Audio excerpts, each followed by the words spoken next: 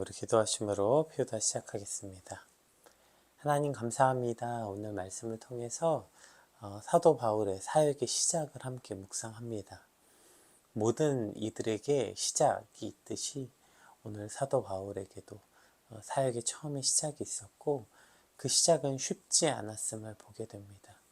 특별히 오늘 삶을 살아가며 또 쉽지 않은 하루를 살고 또 새로운 일 앞에서 또 쉽지 않은 그 일을 시작하는 모든 이들에게 그 사역의 과정은 어떠했고 또 그 과정 속에서 무엇이 필요한지 오늘 말씀을 통해 깨닫게 하여 주시옵소서.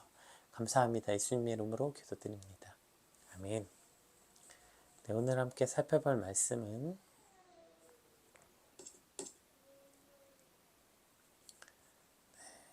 사도행전 9장 32절에서 43절까지 말씀입니다. 우리 함께 읽겠습니다. 그때 베드로가 사방으로 두루 다니다가 룻다에 사는 성도들에게 내려갔더니 9장 23절에서 31절이네요. 함께 읽겠습니다. 여러 날이 지나며 유대인들이 사울 죽이기를 공모하더니 그 계교가 사울에게 알려지니라. 그들이 그를 죽이려고 밤낮으로 성문까지 지키거늘 그의 제자들이 밤에 사울을 광주리에 담아 성벽에 달아내리니라. 사울이 예루살렘으로 가서 제자들을 사귀고자 하나 다 두려워하여 그가 제자됨을 믿지 아니하니 바나바가 데리고 사도들에게 가서 그가 길에서 어떻게 주를 보았는지와 주께서 그에게 말씀하신 일을 다메섹에서 그가 어떻게 예수의 이름으로 담대히 말하였는지를 전하니라. 사울이 제자들과 함께 있어 예루살렘에 출입하며 또 주 예수의 이름으로 담대히 말하고 헬라파 유대인들과 함께 말하며 변론하니 그 사람들이 죽이려고 힘쓰거늘 형제들이 알고 가이사랴로 데리고 내려가서 다소로 보내니라. 그리하여 온 유대와 갈릴리와 사마리아 교회가 평안하여 든든히 서가고 주를 경외함과 성령의 위로로 진행하여 수가 더 많아지니라. 아멘. 오늘 본문의 시작은 여러 날이 지남에로 시작하고 있어요. 그러니까 23절에 보면 여러 날이 지남에 이렇게 오늘 본문이 시작하고 있죠. 그러니까 이 여러 날이 지남에라고 시작한 이유는 이제 우리가 어제 본문, 그러니까 사울이 회심하고 그가 이제 회심하자마자 바로 회당으로 들어가서 복음을 전해요. 그때 이게 굉장히 폭발력 있고 유대 사회에 굉장히 큰 이슈가 됨을 우리가 보게 됩니다. 왜냐하면 당연하겠죠. 어제까지만 해도 누구보다 앞장서서 그리스도인을 잡으러 다니고 잡아다가 대제사장들에게 끌고 갔던 뭐랄까요, 유대교회 거의 행동대장 앞잡이 같았던 사울이 갑자기 예수가 그리스도라고 전하기 시작하니 이것은 매우 놀라운 일이고 당시 유대 사회에 굉장히 큰 충격이었음을 보게 됩니다. 그래서 어제 본문의 21절에 보면 듣는 사람이 다 놀라 마르되, 그러니까 듣는 사람은 사도 바울이 회당에 가서 복음을 전하는 걸 듣는 사람이 놀라 마르되 이 사람이 예루살렘에서 이 이름을 부르는 사람을 멸하려던 자가 아니냐, 여기 온 것도 그를 결박하여 대제사장에 끌고 감이 아니냐. 사람들이 이제 믿지 못하는 거예요. 바울이 한 얘기를. 야, 놀라서 저 왜 저래? 저 미쳤어? 야, 아니면 이것도 쇼하는 거 아니야? 이렇게 말하고 있는 거죠. 이렇게 뭔가 바울이 굉장히 이슈가 됐을 때, 어쨌든 이건 굉장히 큰 이슈잖아요. 우리가 하루아침에 무당이 목사가 됐거나 중이 아주 조계 중에 아주 유명한 종이 갑자기 회심해서 목사가 되거나 지금 이런 거죠. 그럼 그랬을 때 그 사역을 시작했으면, 이렇게 한참 이슈가 되고 있을 때 사역을 시작했더라면 더 효과적일지도 모르겠는데, 오늘 본문은 사도 바울이 여러 날이 지나서 다시 나타났다는 거예요.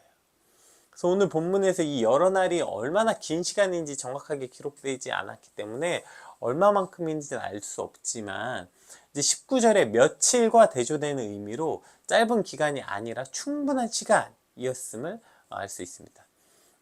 그런 점에서 볼 때 이 여러 날이 얼마의 시간인지는 알 수 없지만, 갈라디아서 1장 17절에 이제 그 다메섹을 떠나 아라비아로 가서 3년간 지냈던 시간으로서 이 여러 날을 많이 해석합니다.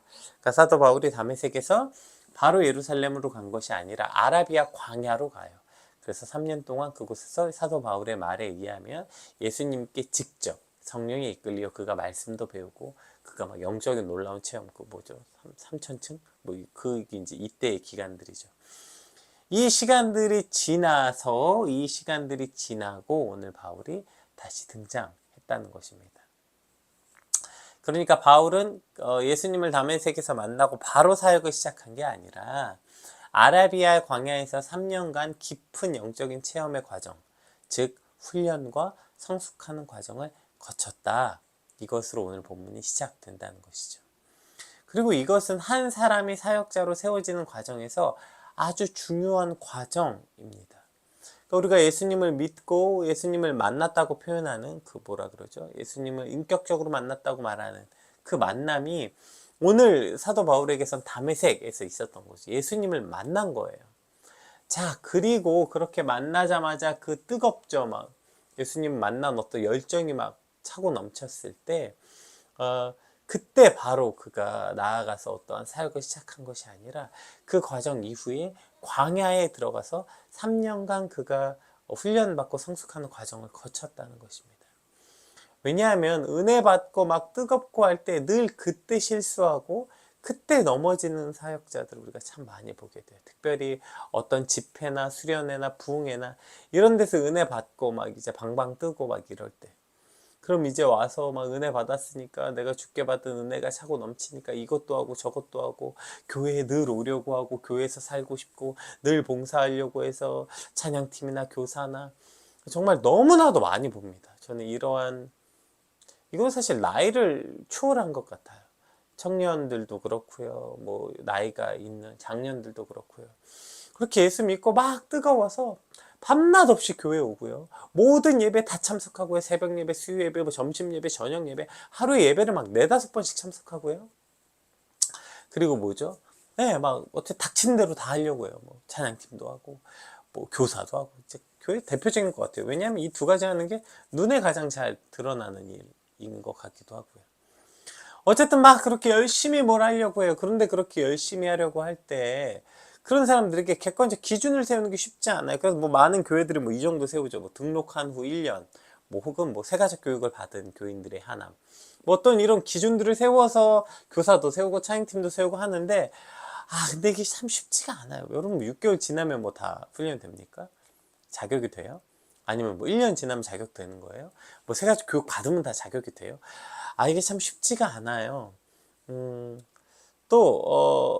어쨌든 그런데 이제 사실 이게 어떤 그 객관적 기준을 세우는 게 쉽지 않지만 확실한 것은 그러한 어떤 뜨거움이 있었을 때 바로 사역의 과정에 들어오기 전에 반드시 그 전에 일어나야 될 스텝이 있는데, 그것이 뭐 6개월이든 1년이든 뭐 그런 건 모르겠고, 오늘 본문에서는 그것이 곧 광야로 가는 과정이 꼭 필요하다는 거예요.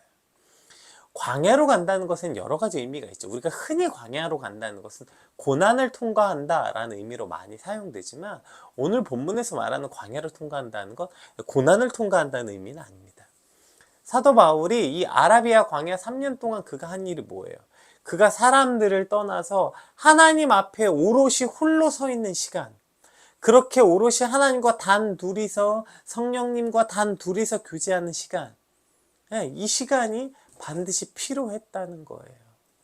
우리가 이 과정을 통해서 뭐 집회 때 은혜를 받았던, 부흥회 때 받았던, 뭐 수련회 가서 은혜를 받았던, 그 받았던 은혜가 감정이 아니라 나의 믿음으로 자리 잡는 시간이 반드시 필요한 것이죠. 그런데 이 과정이 없어서 늘 무너지고 이 과정이 없어서 늘 쓰러지는 걸 보게 돼요. 뜻없는 열정이라고 우리가 흔히 말하죠. 뭔가 특히 이제 여름 시즌들 앞두고 나면 수많은 수련회도 있고요. 뭐 과정이 많아요. 거기서 막 뭔가 은혜 받았다 그래서 막 방방 뜨기도 합니다. 이것도 하고 저것도 해요. 그런데 그것이 오롯이 유지되지 못하고 꼴랑 그래야 1년, 2년 한 다음에 그때 받았던 은혜는 다 사라지고 그냥 맨날 힘들고 지치고. 왜 이렇게 될까요? 왜냐하면 우리 안에서 우리가 사역하기 위해서 필요한 것은 저러한 뜻없는 열정이 아니라 하나님 앞에서 오롯이 서 있는 시간, 하나님과 단둘이 매일매일 그 광야에서 사람과 상관과 모든 걸 떠나서 하나님 앞에 오롯이 단둘이 있는 시간이 반드시 필요하고, 그 시간을 통해서 어저께 우리가 받았던 은혜가 그저 감정이 아니라 그것이 우리의 믿음으로 자리 잡는 시간이 반드시 필수적으로 필요하기 때문입니다. 여러분, 어떤 은혜 받으셨습니까? 막 뜨거우세요? 그럼 제발 뭐 하려고 자꾸 하지 말고요. 제일 먼저 잠잠히 하나님의 말씀 앞에 나와서 그 말씀을 묵상하고 또 하나님과 단둘이 기도하는 시간, 그 시간부터 거쳐야 하는 것입니다. 그것이 우리 삶에 먼저 자리 잡아야 그 다음에 사역도 있고 봉사도 있고 모두 있는 거예요. 그런데 그냥 뭔가 받았다는 그 느낌, 막 뜨거움은 있고, 그러니까 당장 일단 나가서 막 열심히 뭘 해요. 근데 그렇게 뭘 열심히 해도 내가 그렇게 하나님과 단둘이서 하나님 앞에 선 시간이 없으면 절대로 그 봉사와 그 사역은 유지할 수 없어요. 그것은 늘 넘어지고 실패가 정해진 수순이라고 봐도 좋습니다. 뭐 이거 봉사와 그것뿐입니다. 저 같은 목사와 사역자들도 마찬가지죠. 뭔가 뜨거움 받고 막 그래서 신학교도 가고 공부도 합니다. 막 몰아칩니다. 신학교 하고 또 이제 사역하면서도 매일 막 설교도 준비해야 되고 예배도 준비해야 되고 뭐 여러 개 해요. 그런데 그 모든 시간들 속에서 하나님과 내가 오히려 정작 단둘이 있는 시간, 그렇게 단둘이 주의 말씀을 묵상하고 하나님 앞에 나와 나 스스로를 돌아보고 좀 잠잠히 하나님의 음성을 듣고, 이것을 이제 저는 교정받는 시간이라고 말하는데요. 단둘이 잠잠히 하나님의 말씀 앞에 엎드려 하나님의 말씀을 묵상하고 엎드려 주님 기도할 때 하나님께 교정받는 시간이 없으면 우리는 이 사역을 절대로 감당할 수 없어요. 그러니까 괴물 같은 사역자들이 되는 거예요. 오늘 사도 바울이 아라비아 광야에서의 3년의 시간을 뭐 훈련받는 과정, 성숙하는 과정 다 받겠죠. 근데 저는 이 시간이 사도 바울이 하나님 앞에서 교정받는 시간이라고 생각해요. 그리고 이 시간은 사도 바울이 사역하는 내내 3년의 저 시간은 집중 교정이었다면, 그래서 이제 늘 교정받는 시간이 사도 바울에게 있었다고 생각합니다. 이 시간이 없으면 사역을 실패할 수밖에 없는 건 왜냐하면 우리가 이제 그렇게 은혜 받고 사역 시작하면 모든 사람들이 와 대단하다, 너 어떻게 그렇게 됐니? 야, 너 하루아침에 어떻게 이렇게 변했어? 너 참 대단하다. 우리의 바뀐 삶을 보고 우리에게 박수치고 뭔가 응원할 거라고 생각하지만 현실은 여러분 그렇지 않다는 거예요. 현실은 그렇지 않아요. 조롱과 믿지 못한 불신, 야 네가 가봐야 얼마나 가겠냐부터 뭐 여러분 되지 않아요. 그게. 오늘 본문 봅시다. 왜 사도 바울에게 쉽지 않은 시간이었나 한번 볼게요. 여러 날이 지남에 유대인들이 사울을 죽이기로 공모하더니, 그러니까 사울이 그렇게 3년간의 아라비아의 그 광야를 거쳐서 탁 등장하자마자 제일 먼저 무슨 상황이 펼쳐져요? 유대인들이 자기를 죽이려는 상황이 펼쳐진 거예요. 무슨 꽃길이 아니라 이제 내가 주를 위해서, 얼마나 그가 거기서 놀라운 환상을 많이 경험했어요. 그럼 이제 수많은 사람들에게 가서 내가 받은 환상과 내가 하나님께 직접 배운 말씀들을 가르쳐야지. 가르치기는커녕 당장 죽기 일보 직전에 놓인 거죠. 보세요. 그 계교가 사울에게 알려지니라. 그들이 그를 죽이려고 밤낮 성문까지 지키거늘 그의 제자들이 밤에 사울을 광주리에 담아 성벽에서 달아내리니라. 그러니까 지금 뭔가 사도 바울이 3년간 광야의 시간이 끝나고 자기가 저런 처지가 될 거라고 상상이나 했겠습니까? 그 성인 남자가 여러분 광주리에 타고 그 도망간다는 거, 이건 얼마나 수치스럽고 모욕적인 일인지 몰라요. 광주리, 그러니까 바구니 같은데 거기 이렇게 숨어서, 우리가 저 광주리에 담아 내리던 장면들이 이제 성경 곳곳에 나오는데 아주 위급한 상황에 등장하죠. 어쨌든 내가 이러려고 3년간의 시간을 보냈나? 뭐 이러한 현타가 오지 않았겠어요? 아니 난 아직 말씀도 한번 제대로 못 전해봤는데 지금 나오자마자 목숨의 위협이 있고 지금 쫓겨서 내리고, 이러한 과정이, 그러니까 사역을 시작하려고 딱 마음 먹으면 내 마음대로 핑크빛 사역 길이 열리지 않아요. 내가 열심히 봉사한다고 해서 사람들이 나의 봉사를 알아주는 것도 아니고 심지어 뭐 봉사할 자리도 없고요, 영향력도 없어요. 오늘 사도 바울 보세요. 그 영향력 있던 사도 바울이 한순간에 이렇게 되는 거예요. 그가 유대교에 있을 때, 그가 가멜리아 학파에 있을 때 사도 바울은 유대교 안에서도 핵심 인물이었어요. 그런 내가 예수 믿고 이제 막 특히 막 광야에 가가지고 막 와, 그 예수님께 직접 배웠어, 말씀을. 막 성령의 놀라운 체험으로 막 이끌림을 받으면서. 그럼 이제 나와서 내가 이제 받은 이 말씀을 전하고 막 놀라운 사역이 펼쳐질 줄 알았는데, 사역은커녕 지금 죽게 생겼다니까. 광주리에 지금 쪼그려 앉아서 지금 성벽을 탈출해야 되는 그러한 현실을 맞닥뜨리게 되는 거예요. 핑크빛의 사역길이 열리는 게 아니기 때문입니다. 자, 그래 유대인들이 날 죽이려고 하는 건, 그래 내가 내부 고발자니까, 저들에게 내가 배신자니까, 그래 그럼 빨리 유대인들이 아니라 같은 믿음과 같은 주를 섬기는, 그래 예수님의 제자들에게로 달려가죠. 왜냐면 내가 예수님께 나도 훈련 받았고 예수님께 말씀을 배웠으니까 같은 말씀을 배운, 그래 이제 우리 편인 예루살렘으로 가자. 26절부터 볼게요. 사울이 그런 마음으로 예루살렘에 갔겠죠. 사울이 예루살렘에 가서, 그러니까 제자들을 사귀고자 하나, 여기서 사귀고자 한다라는 말이 제자들에게 다가갔다는 뜻이거든요. 그러니까 지금 사도 바울이 얼마나 그 마음이 지금 뜨거웠는지 알 수 있죠. 그래서 지금 매달리다 이런 뜻이기도 하고, 어쨌든 그래서 지금 막 가는 거예요. 제자들을 사귀고 싶어서. 그렇게 제자들에게 가까운 친밀한 교제에 가기 위해서 제자들에게 다가갔지만 어떻게 됐어요? 다 두려워한 거야, 다. 그가 제자 되면 믿지 않는 거야. 여러분, 이게 믿는 게 더 말도 안 되는 거 아닙니까? 자기가 여태까지 평생 제자들 잡아 죽였는데, 아니 뜬금없이 몇 년 있다 나타나가지고 내가 예수님의 제자다 하니, 야 저건 또 무슨 계략이냐, 저건 신종 방법인가, 저건 스파인가, 저렇게 우리 내부로 들어와서 우리를 한 번에 일망타진하려고 저러는 건가? 여러분, 이게 합리적인 거 아닙니까? 이게 당연한 거 아니겠어요? 어느 날 갑자기 여러분 교회에 뭐 예를 들어서 신천지 에서 막 엄청 유명한 사람이 있었는데, 갑자기 여러분 교회 와가지고 내가 이제 신천지에서 나왔고 오늘 회심했다 말한다고 그 사람에게 바로 설교할 수 있는 뭐 권한을 주겠습니까? 말이 안 되잖아요. 제가 이제 신천지에서 빠져나와서 이제 내가 하나님 믿었습니다. 그 사람에게 어떻게 바로 무슨 설교할 권한을 주겠어요? 교사가 되게 해주겠어요? 그 제자들이 믿지 않는 게 당연한 거예요. 자, 그때 우리 여기까지 먼저 한번 살펴봅시다. 그렇게 놀라운 신비한 경험을 했고 뭐 했지만, 어쨌든 자기가 나왔더니 사역의 현장은 자기 마음대로 안 되는 거예요.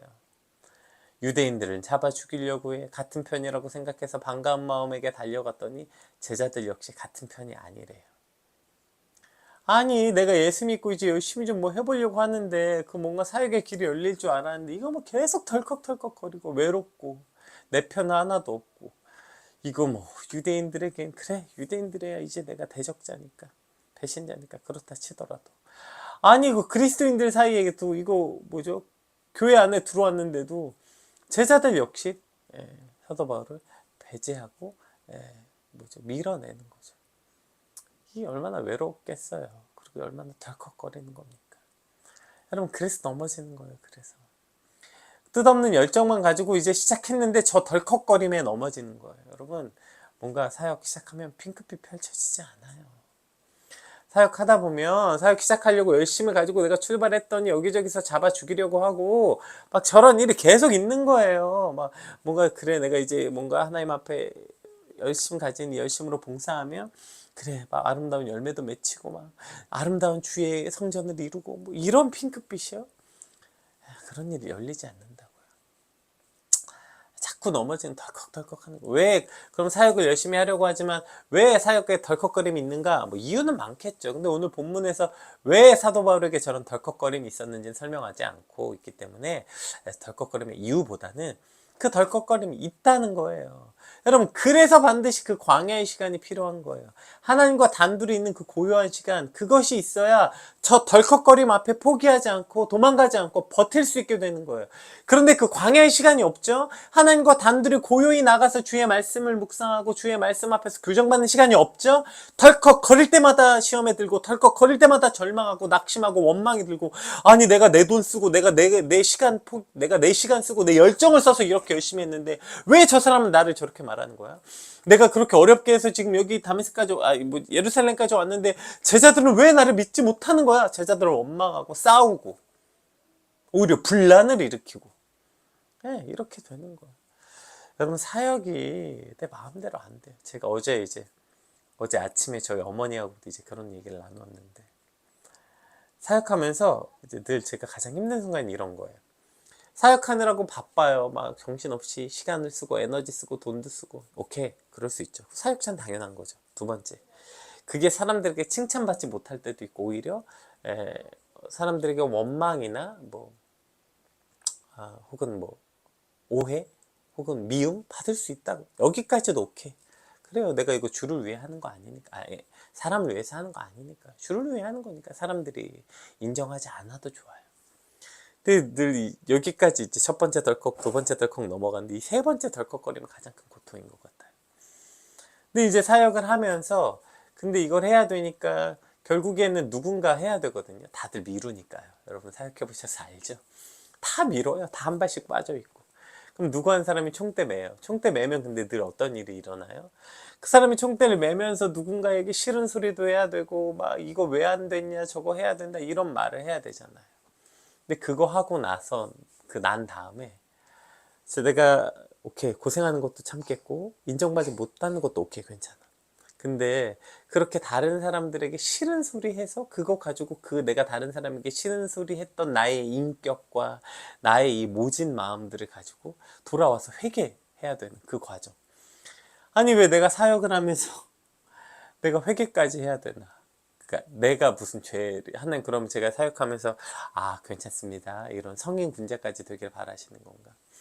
이 과정이 사실 가장 어려운 것 같아요. 그러니까 어쨌든 사역하면서 일어나는 이 모든 시간들이 우리의 뜻대로 핑크빛처럼 되지 않아요.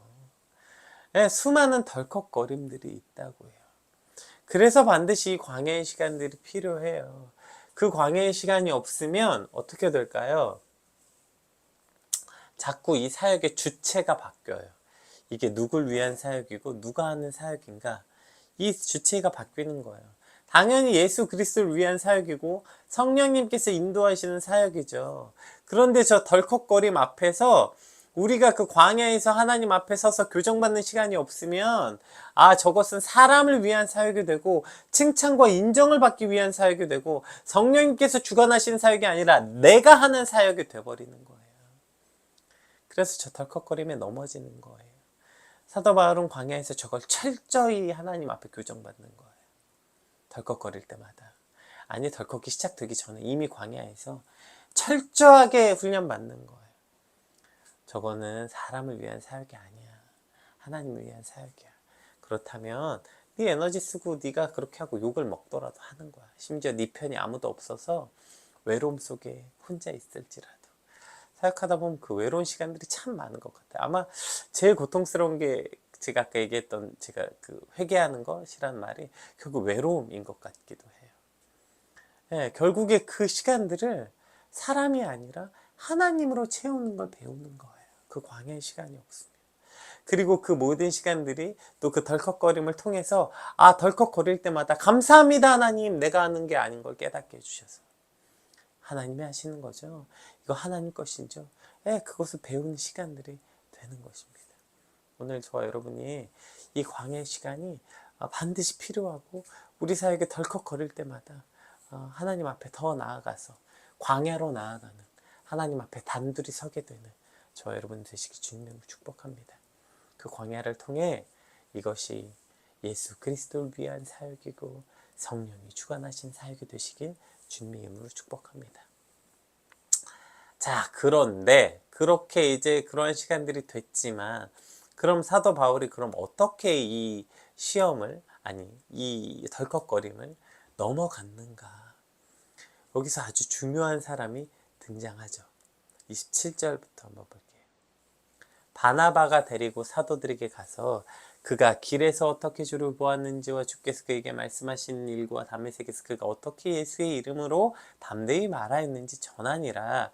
사울이 제자들과 함께 있어 예루살렘에 출입하며, 자, 이것 때문에 이제 출입이 된 거예요. 또 예수 이름으로 담대히 말하고 헬라파 유대인들과 함께 말하며 변론하니 그 사람을 죽이려고 힘쓰거늘 형제들이 알고 가이사랴로 데리고 내려가서 다스로 보내니라. 그리하여 온 유대와 갈릴리와 사마리아 교회가 평안하여 든든히 서가고 주를 경외함과 성령의 위로를 진행하여 수가 더 많아지니라. 보시면 이제 바나바가 이제 막 변론해서 쭉쭉 이제 이 제자들과 예루살렘 교회와 이제 사도 바울을 중재합니다. 그렇게 해서 이제 서로 출입하게 됐지만 그래도 여전히 갈등은 여전히 있어요. 문제는 여전히 있어요. 여전히 이제 헬라파 유대인들과 말하다가 이제 바울이 막 또 죽이려고 하고 바울이 도망가고, 그러나 결론은 뭐예요? 이 모든 일련의 과정, 그리하여 온 유대와 갈릴리아 사마리 교회가 평안하고 든든히 서가고 주를 경외함과 성령의 위로로 진행하여 수가 더 많아지니라. 이렇게 기록되어 있습니다. 결국 이 모든 과정을 통하여서 교회가 든든히 서간 이 놀라운 역사가 일어났는데, 그 가운데 그 시발점이 바나바라는 사람이었다는 거예요. 오늘 주를 경외함과 성령의 위로로 진행하여, 이렇게 위로라는 단어가 갑자기 등장해요. 왜 위로가 등장했을까요? 여기 보시면 바나바라는 이름이 등장하는데요. 이 바나바라는 이름, 이 뜻하는 이름 역시도 그런 뜻이거든요. 그러니까 이 바나바라는 뜻이 두 가지 의미를 가지고 있는데, 바나바가 이제 히브리어는 예언의 아들이라는 의미인데, 이제 이 누가, 이 사도 행전을 누가가 썼잖아요. 근데 이 누가는 이걸 뭐라고 기록했냐면 휘오스 파라클레세오스라고 번역했어요. 그러니까 이것이 위로의 아들, 이런 뜻이거든요. 그러니까 이것이 바나바가 위로의 아들이 된 거예요. 그리고 이 뒤에도 성령의 위로로 이러한 표현이 나오고 있죠.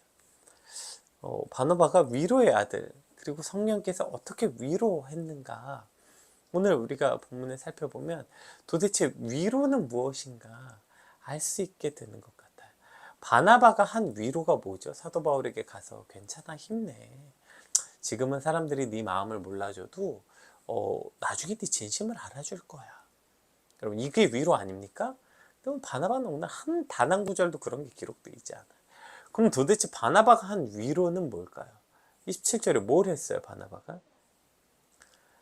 사도들에게 데리고 가서 그가 길에서 어떻게 주를 보았는지와 주께서 그에게 말씀하시는 것, 다메섹에서 그가 어떻게 예수 이름을 담대히 말하였는지를 전하니라. 이렇게 말한 거예요. 그러니까 바나바가 한 일은 뭐예요? 제일 먼저 사도 바울을 믿어준 거예요. 아무도 사도 바울을 믿지 않았을 때 바나바는 그가 한 저 모든 말을 믿어준 거예요. 믿은 거예요. 그래, 너에게 그런 일이 있었구나. 아무도 야 됐어, 저거 분명히 쇼야, 저거 저래놓고서 나중에 또 우리 명단 다 한 번에 넘기려고 그러는 거야, 저거 내부 스파이로 또 들어올라 그런 거야, 야 게다가 저거 또 유대인들의 또 내부 저거 스파이였다면 분명히 우리한테도 그럴 거야 라는 수많은 사람들의 어떤 두려움 앞에 제일 먼저 바나바가 믿어준 거예요. 여러분, 아무도 믿지 않았을 때, 아무도 나를 믿어주지 않았을 때 누군가 우리를 믿어준다는 건 참 얼마나 큰 위로입니까? 생각해 보세요. 바울이 핍박자였으니까 아무도 바울의 회심을 믿어주지 않았어요. 우리도 그러한 순간들이 있는 거 아니에요? 우리가 실수하고 넘어졌을 때 됐어, 모든 사람들이 손가락질하고 저게 무슨 교회, 저게 무슨 그리스도인이야, 저 따위께 뭐 그러는 거야 할 때 누군가 한 사람 우리를 믿어주는 거, 여러분 그게 진짜 위로예요. 여기서 바나바가 한 위로는 먼저 믿어준 거예요. 근데 그게 말로 믿어준 게 아니라 어떻게 했어요? 바나바가 직접 데리고 사도들 앞에 가는 거예요. 그래서 바울이 한 말을 자기가 다 해주는 거예요. 이게 뭘 뜻합니까? 만약에 이랬다가 바울이 또 돌이키면 어떻게 돼요? 그럼 바나바도 웃긴 사람 되는 거죠. 즉 바나바가 사도들 앞에 이 바울을 데리고 가서 바울의 이야기를 대신 전해주고 이렇게 설득했다는 건 그가 같이 책임을 지겠다는 거예요. 내가 책임질게. 같이 책임을 지겠다는 거예요. 즉 사도 바울의 말을 들어주고 그 말을 믿어주고 그냥 믿어줬다는 건 내가 그 말에 보증이 돼줄게. 이게 진짜 믿어주는 거죠. 이게 진짜 믿음을 준 거예요. 그리고 그 믿음이 바울에게 위로자가 되는 것이죠. 그 일로 인하여서 바울과 이 사도들 사이에 그 위로자가 됨으로써 이 일을 통하여서 온 유대와 갈릴리아와 사마리아 교회가 평안하여 든든히 서가고 주를 경외함과 성령의 위로를 경험할 수 있게 되었다는 것입니다. 오늘 우리에게 하나님 이러한 위로자, 당연히 제일 먼저 떠오르는 분은 예수님이시죠. 누구도 나를 믿어주지 않을 때 나를 믿어주시고 끝까지 기다려주시는 그 예수님, 그래서 그분이 우리 진짜 위로자가 되시는 거예요. 그래서 그분이 예수 나의 좋은 치료자, 어떤 치료, 무슨 치료해 주신 겁니까? 이게 그분이 우리를 치료하시고 위로하신 일이라는 것이고요. 그리고 이제 그 위로와 치료를 받았다면 오늘 우리도 누군가의 위로자가 돼야 하는 거예요.